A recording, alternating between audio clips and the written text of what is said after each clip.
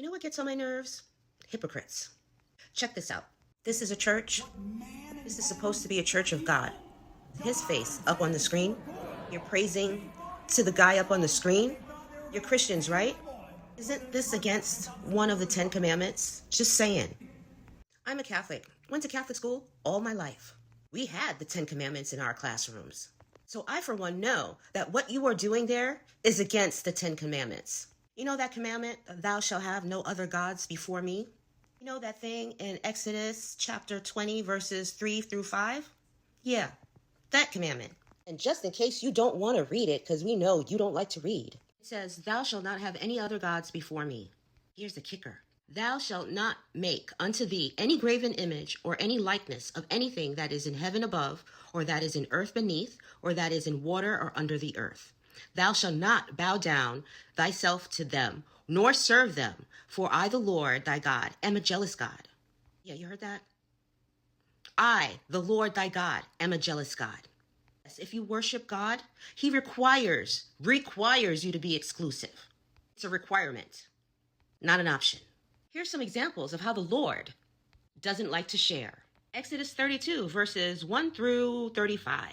While Moses was on Mount Sinai receiving the 10 commandments, the Israelites made a golden calf and worshipped it. As punishment, God sent a plague, and about 3,000 people were put to death by the Levites. Here's another example. Numbers 25, verses 1 through 9. The Israelites began worshiping Baal and engaging in immoral practices with Moabite women. God sent a plague that killed 24,000 people. 24,000. There's another one. 1 Kings chapter 11, verse 1 through 13. King Solomon turned away from God in his later years. He worshipped the gods of his foreign wives. As punishment, God declared that the kingdom would be torn away from his descendants, leading to the division of Israel after his death. Gosh, there's so many. Here's another one. 2 Kings chapter 21, verses 10 through 16. The people of Judah repeatedly worshipped false gods despite warnings from prophets. Because of their idolatry, God allowed Babylon to conquer Jerusalem, destroy the temple, and take the people into exile. In each of these examples, you see, the result of worshiping another god is death and destruction, chaos and confusion, followed by decades of atonement.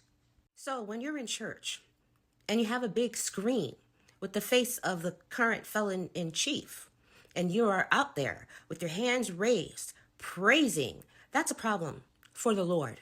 Before you get on your soapbox and preach to other people about being godly and following the 10 commandments, maybe you should look in the mirror. Because clearly you guys can't comprehend the 10 commandments. You can spew it, but you don't quite understand it. Because if you did, then you wouldn't be following the current felon in chief, because he's broken just about every commandment, with the exception of one, and I can't swear for that either. So why don't you keep the Lord's name out of your mouth? Like he said, he's a jealous God. He doesn't like to share. So why don't you stop calling yourselves Christians and pick up MAGA as your new religion? Because you clearly don't worship the Lord.